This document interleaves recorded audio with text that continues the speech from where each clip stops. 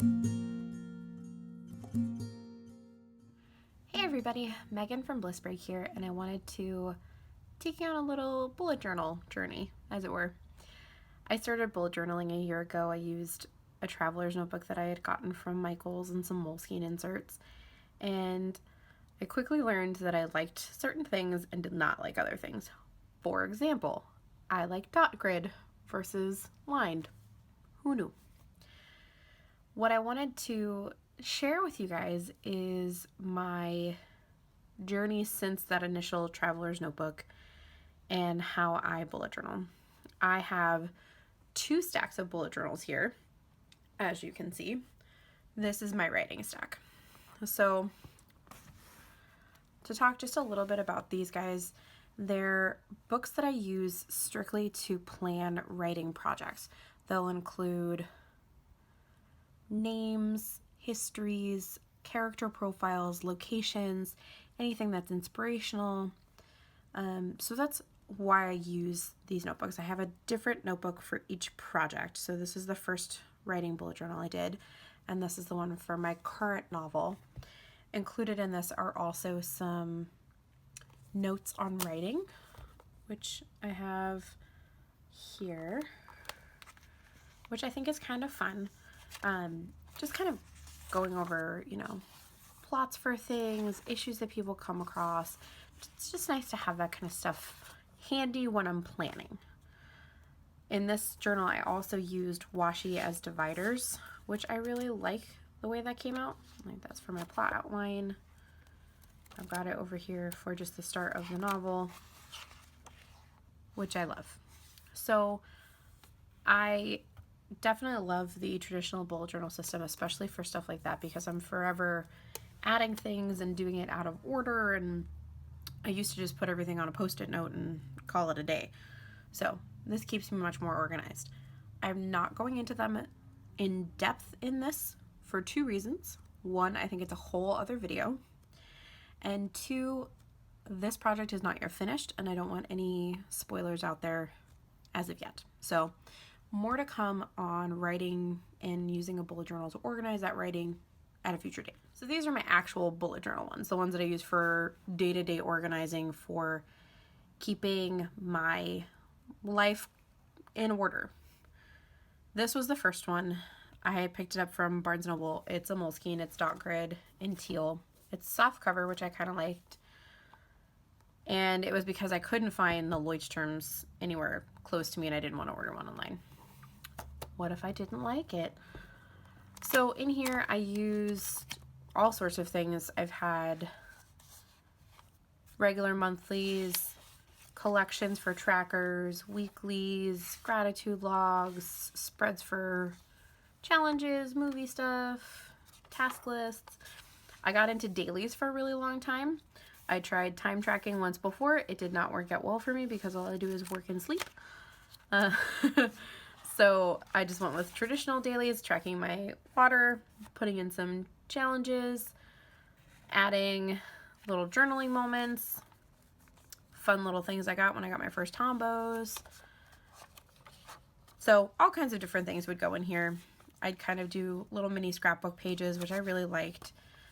So long story short, I pretty much filled up this notebook from June through most of September. Some of my pages would get a little blank. I would leave the top part here available for events, separate with my hydration, and then do my to-dos. There are days that got ignored. There are gratitude logs that didn't get filled in, challenges that didn't get completed, all sorts of things. So as I was getting to the end of this notebook, I picked up my Leuchtturm. I got this at Craft Warehouse, and I love it. I think the paper is great. I love the numbered pages. I like the pre-printed index. I understand why this is a bullet journal favorite. So I have my index. I have some basic beginning of the year stuff with the year 2017. I did a Calendex, which I never, ever, ever look at. Special days for birthdays and stuff, so I don't forget anything. I never go back to this either, so I started in October. I kept with a similar style. I would do a weekly so that I could kind of see what's coming up when I have work, what I have planned, if I have specific things I need to get done. So I would do that, and then I'd have my dailies. Same style as before. I thought that style really worked for me. Turns out that style did not, because I stopped bullet journaling in the middle of October. And then I didn't bullet journal in November because I was writing and I was kind of keeping everything organized that way. There were definitely things that fell off the wagon because I wasn't doing that. Not great. I got back on the wagon in December. Had my bill tracker, my habit tracker, and then I did this as a weekly. So I was not doing dailies. I like this weekly. It had plenty of space for my events and my to-dos. Had my hydration tracker, had a little spot for my gratitude. I could put kind of whatever I wanted here, nice and simple. So I really liked this, and I used it for quite a while. I put movie tickets in here, and I added little reviews, which I think was a great idea. I put like big to-do lists, like Christmas time. There were lots of presents to get. I had a baby shower, there were birthdays. I had a bunch of to-dos, so I started experimenting with a Dutch door. So it folded over like this so that I could kind of look back and forth. Never really looked at this side. And I toss in a daily when I had a ton of stuff to do. Lots of little things to do, lists to make and whatnot. But for the most part, it stayed pretty similar to this for quite a while. I did all of this for the month of December. I would do the Dutch door when I had a lot of stuff going on. Even if I didn't use the inside of it, I would still use the outside because it was still plenty of space. So that was something that I did. Again, more scrapbooky pages. It's all pretty simple, as you can see. So fast forward to the end of the year, I did a little retrospective. I put in some great little memories, some things I accomplished, and did a reflection, set some goals, reiterated the goals. And then January started with a habit tracker that has never been finished. The books that I'm currently reading, which needs to be updated. I kind of have this in my current planner, and I'll talk about that in a second. A lot of these things are kind of there, so I haven't really moved stuff around. So a whole bunch of stuff, and then I got into January. I decided to try this horizontal layout because I thought it might work better for me. It was perfectly timed. I've got 8 spaces for my water, so that worked out great. I could do the same thing that I've been doing, which is have my events and then my to-dos out underneath it, and I had a little to-do section, which worked. Because after Christmas, I didn't need the Dutch door. I didn't need as much space for my to-dos. So it worked. I used it for a while, had a lot of snow days. I used it to plan my packing for my trip to Florida and the books that I was going to bring with me. More planning. My packing list for my trip back. Again, a little bit of scrapbooking in here. February was pretty similar. I kept with the same sort of thing. I experimented with time tracking again. Totally not for me. I went back to the Dutch store for Bliss break things and then home things. Do not judge the fact that it took me until February to take down my Christmas decorations. So it worked. I would experiment with stamps, and this was a stamp, and I tried a lot of things, and then I tried this, which is just kind of a simple daily specific to-dos and events, as well as my hydration tracker. And then I put my to-dos on this page along with some gratitude, which I left as free space that I could use to doodle or actually just write it out. This kind of worked. In coming up with all of this stuff, as much as I loved it, I was spending a ton of time planning to plan, which doesn't really make much sense to me anyway. So I had all of the things in here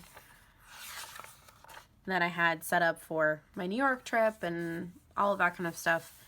And right around this time when I came back from New York, I bought a pre-printed planner, and I thought I'd give that a try.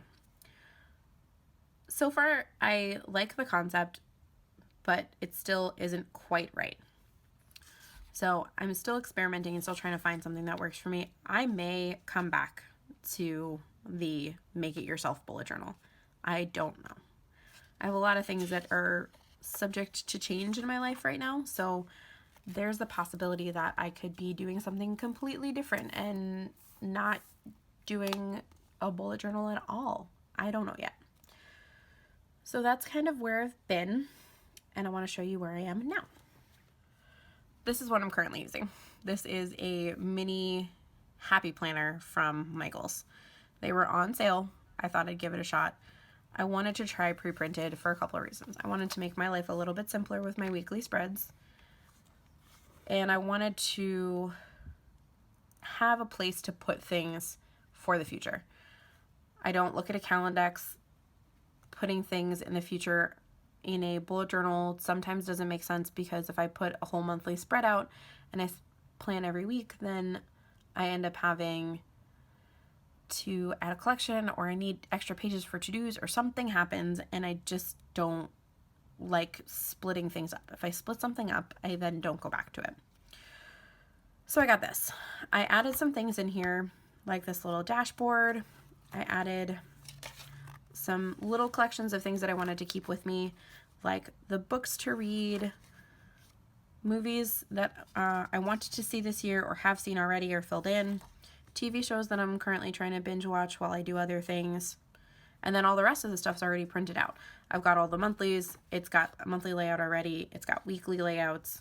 As I said, I started this in the middle of March, so all sorts of great stuff. I did a little journaling just to kind of fill in that week, but it's helpful. So fast forward to April. Whoop. This is April. I color code things. I use Pilot juice pens, and sometimes I use Zebra mild liners just for color, and some stickers. Some of the stickers I got from Paper Source, like these guys. They're from this little booklet of calendar stickers. It's a bunch of stickers in different types, which is great. And it's got this little pre-sticky stuff on the back, so you can actually peel it and add it to your planner if you wanted to. I don't, because I do all my planning at the beginning of the week, and that's kind of it. I also got some stickers from Michaels that are from Me and My Big Ideas, which is the Happy Planner brand. So I have these guys. I also have some recollection stickers that I picked up that have habit trackers on them and hydration stickers. I really got it for the habit trackers, to be honest with you, because I'm thinking about changing my habit trackers to putting them on the week so that I keep track of it a little bit better. I'm better at my hydration when I track it regularly, so why not try that for other things? I also got these little kind of washi tape stickers that are really cute. And I picked up these little labels that I probably will never use for my bullet journal, but I will definitely use them for something else. So that's that. I can show you kind of where things have been in the past. So this is last week. I used the pre-printed hydration stickers. These were kind of fun, the little day off corners. I liked putting in the little, like, we went on a dinner date. We went to our favorite Cuban place. I did laundry. So just kind of putting all that stuff in here. And then because there's no real space for to-dos, I would take this, which is actually this daily page from Me and My Big Ideas. And I would take that out, because it just pops right out. And I would customize it. I'd cover the things that don't make sense for me, and I would just fill it in for the things that I need. I would put some goals on top, some little washi tape to cover some stuff up, and then do things like we needed ham for Easter, and I had some stuff to plan for my posts for Bliss Break, and then I put my gratitude on the back. And for some of it I'd use stickers, and other things I used color, and then I just scribbled in there, and that's fine. I also have this bookmark that I made just out of cardstock. I put some stickers on it just so that I could always find my current week, but I just had today's stickers on it. A hack for disc bound things, if you don't want to buy the disc bound hole punch, is to take a traditional hole punch and punch along the spots where you need the holes, and then take scissors and just snip it, and it just fits right in, which I think is great. So I don't mind adding things like I did in the front with the collections and whatnot. I don't love the horizontal layout. I would prefer something vertical, I think. I like the idea of like looking down at my whole day. For me, I feel like it gives me more space. I write pretty small anyway when I want to, so I figured that works. So what I'm going to do now is I'm going to take all of my tools and I'm going to plan the next week on camera so you can see what I've got going on this week and kind of how I put it all together. I will fast forward it so you don't have to watch me painstakingly write everything as neatly as I do. Be prepared for some mistakes. I'm sure they're going to be there, but I hope you like it.